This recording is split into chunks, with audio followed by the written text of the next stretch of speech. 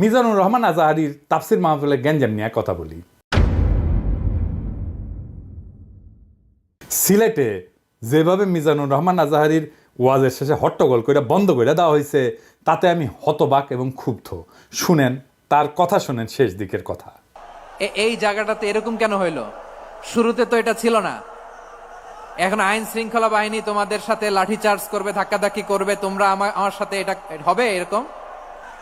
তোমরা তো ব্যথা পাবা তো। বসো না, সবাই বসতে পারলে তোমাদের কি? বসো।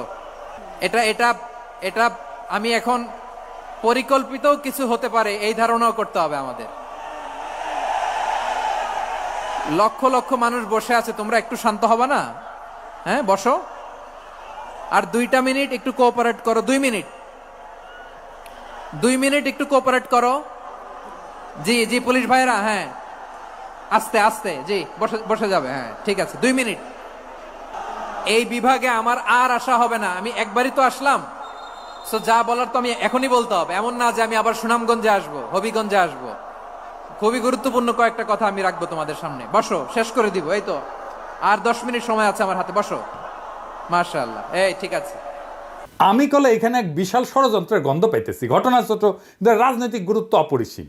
আজারি সাহেব নিজেই কইছে যে সামান্য জায়গাটা অল্প কিছু লোকে কাজটা করেছে। শুনেন, পুরো লক্ষ লক্ষ মানুষ, আমি তো দেখতে পাচ্ছি কত লক্ষ লোক হয়েছে। একটা জায়গায় কোনো সমস্যা নাই। এখানে কয়েকশো ছেলে পেলে এই ধাক্কা ধাক্কি, না নিজে শুনতে পারতেছো, না অন্যকে শুনতে দিচ্ছ, না আমাকে বলতে দিচ্ছ। কি করতেছো তোমরা? এগুলো কি করতেছো? আমি আজকে just as a gesture of goodwill, আমি নামটা কইলাম না কে করিছে, কয়া দিমো কিন্তু কে করিছে। এইটা এই হট্টগোল হয়ে কেন সুষ্ঠুভাবে শেষ করতে পারলেন না তাফসির মাহফিল আজারি সাহেব? কারণ বিএনপি নেতারা প্রকাশ্যে বলিছে মাহফিলে আজারি সাহেব হেস্তনেস্ত শিকার হবে। এটা কইছে বিএনপি নেতা। সত্যি কথা, আমি ব্যানে করছি না। এই যে শুনেন, রহমান আজারি বক্তব্য রাখে বিএনপির বিপক্ষে, এত সাহস সে কোথায় পায়?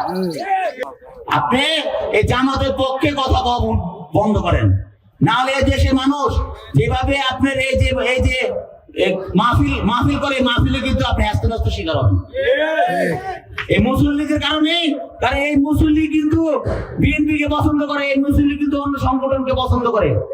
কিন্তু আল্লাহর নামে স্লোগান দিয়ে, ধর্মের কথা বলে, মাথায় টুপি লাগিয়ে, পাঞ্জাবি পরে বিএনপি কে বলবেন না আপনি, তাহলে কিন্তু হ্যাস্ত শিকার হবেন। আবার যে কোনো মুহূর্তে কিন্তু আপনি দেশান্তর হতে পারেন। ঠিক তার পর দিন এই ঘটনা ঘটলো।